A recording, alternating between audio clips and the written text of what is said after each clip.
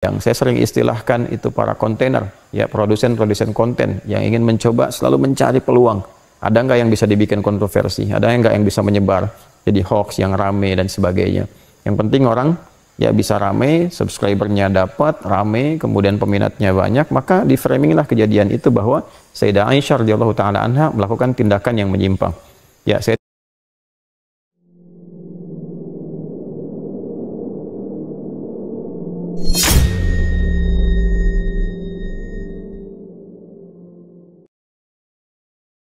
Assalamualaikum warahmatullahi wabarakatuh, para pemirsa yang budiman. Masih seputar berita yang masih hangat tentang Ustadz Adi Hidayat. Kemarin beliau menanggapi tentang videonya yang lagi viral yang memirip-miripkan Al-Quran dan Yohanes. Dan itulah inti permasalahan dan menjadi pemicu.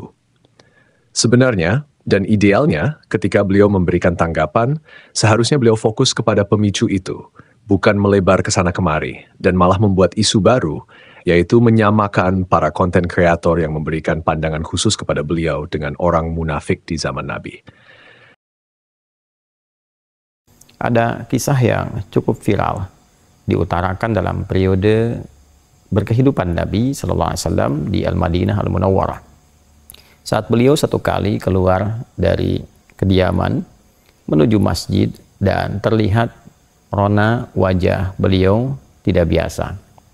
Ada kondisi yang menjadi catatan di antara sejarawan bahwa ada sosok tertentu di kalangan masyarakat pada saat itu yang gemar sekali membuat satu framing untuk mewujudkan satu konten yang tentunya diharapkan bisa diupload ke lingkungan masyarakat sehingga bisa ramai penyimaknya, ramai diskusinya, dan menyebar kontroversinya. Dalam suasana itu, terlihatlah keadaan Nabi yang tadi ditampilkan, sehingga sosok ini merasa bahwa ini peluang untuk membuat satu framing, membuat satu konten yang baru, dan mengemas itu menjadi sebuah informasi, sebuah kontroversi, sehingga terkesan ramai di masyarakat.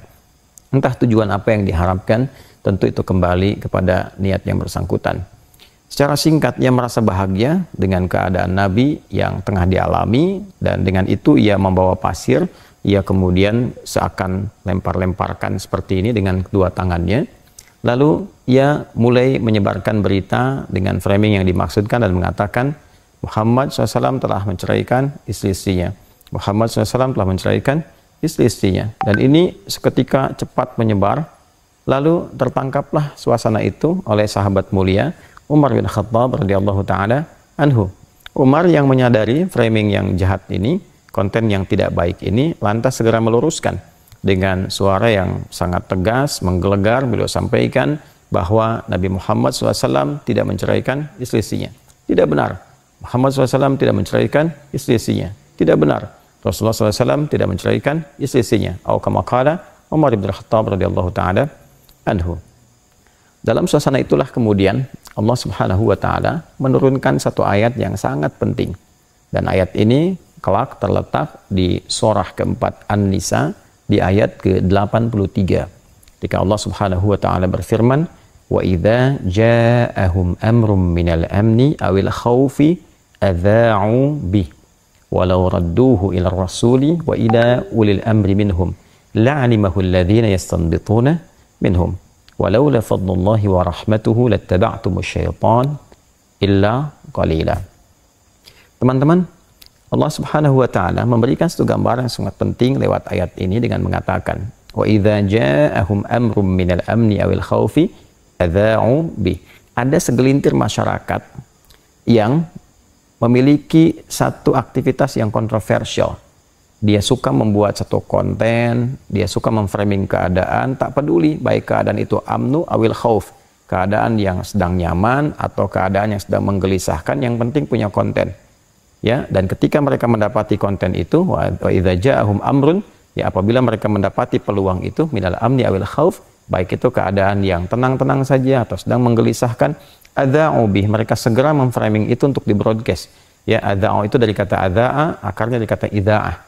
Ya, idza'ah sekarang diterjemahkan dengan broadcast, ya, atau juga bikin ya upload, ditampilkan bentuk konten dan sebagainya. Kalau dulu bentuknya melalui syair-syair, kalau dulu bentuknya melalui publikasi-publikasi secara manual.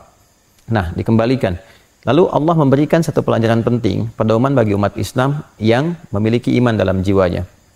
Nah, pedoman pertama, walau radduhu ila rasul wa ila ulil amri minhum la'alimahu alladhina yastanbitunahu minhum. Sekiranya akan lebih bijak bila berita yang didengar itu, berita yang didapatkan itu. Jadi ada orang bikin konten, publikasikan, bikin framing. Orang-orang beriman itu tipikalnya tidak langsung menerima begitu saja. Dia cek dulu. Akan lebih bijak, kata Allah, sekiranya itu dikembalikan kepada sumber informasi utamanya. Karena tadi kisahnya tentang Rasul, coba cek ke Rasul, benar nggak berita itu? Atau wa ila al-ulil amri, ya, atau kepada yang punya otoritas. Yang punya otoritas di sini, ya kalau kita sekarang yang mengatur jalur informasinya, dicek urutannya kemana, dicek ini sumbernya dari mana, dicek ini frekuensinya apa, dicek urutan-urutannya kemana. Nah, sehingga ketemu secara keseluruhan, tersimpulkan dengan baik, oh paham maksudnya apa. Oh ini secara konteksnya seperti ini. Oh ternyata tidak seperti yang disampaikan. Sehingga kesimpulan itu bisa diambil dengan sempurna dan baik.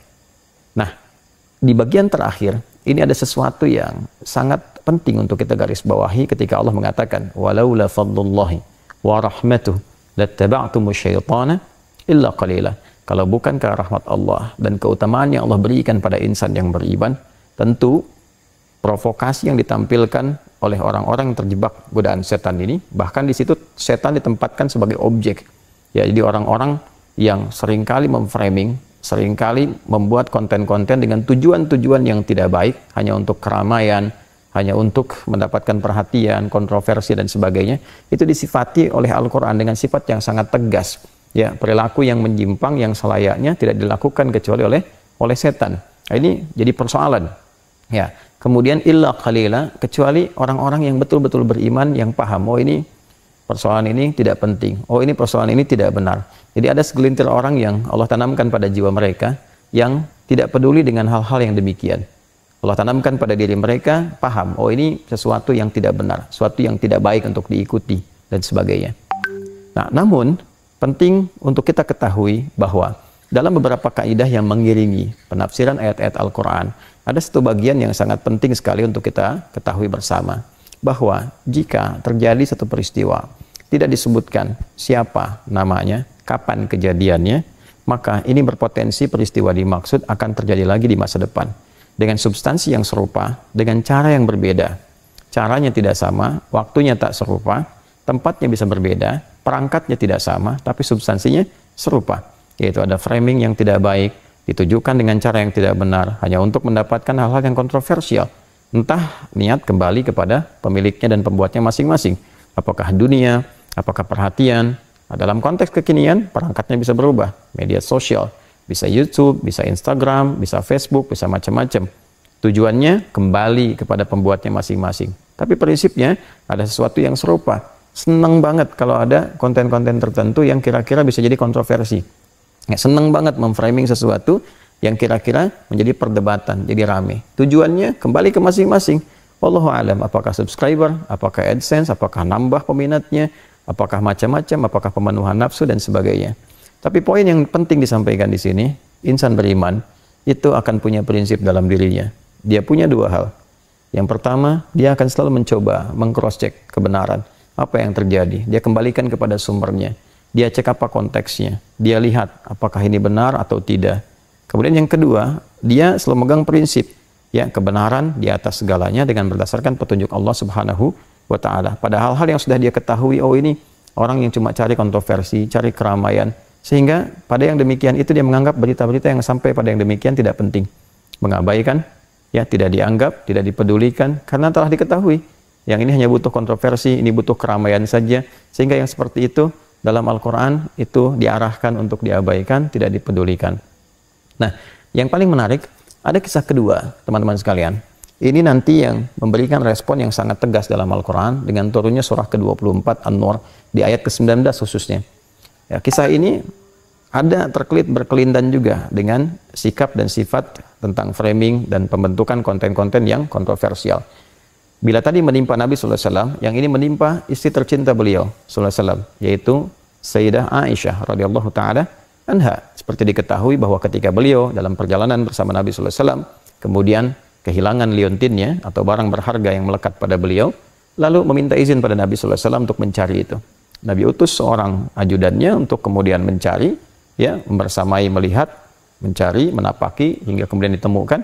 Nah, di sisi yang lain, orang-orang yang tadi, yang saya sering istilahkan itu para kontainer, ya, produsen-produsen konten yang ingin mencoba selalu mencari peluang.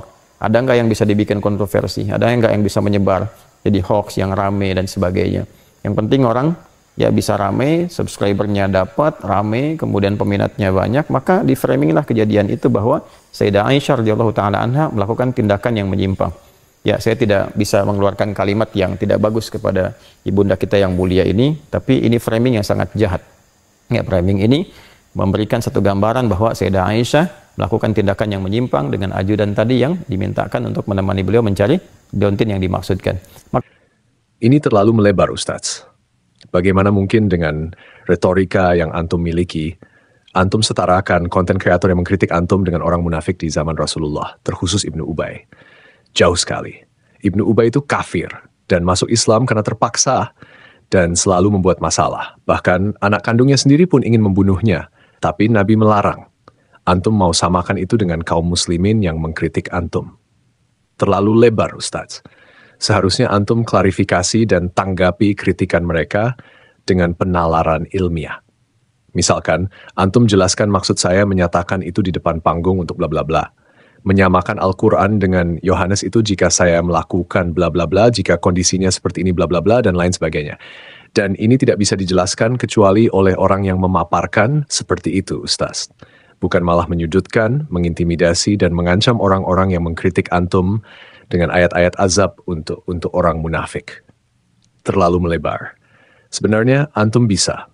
Antum cerdas, pintar, intelektual antum di atas rata-rata. Namun perlu dipahami bahwa antara sumber masalah dan pemicu masalah harus dibedakan agar bisa menanggapi secara objektif. Terima kasih telah menonton video ini, mudah-mudahan bermanfaat. Wassalamualaikum warahmatullahi wabarakatuh.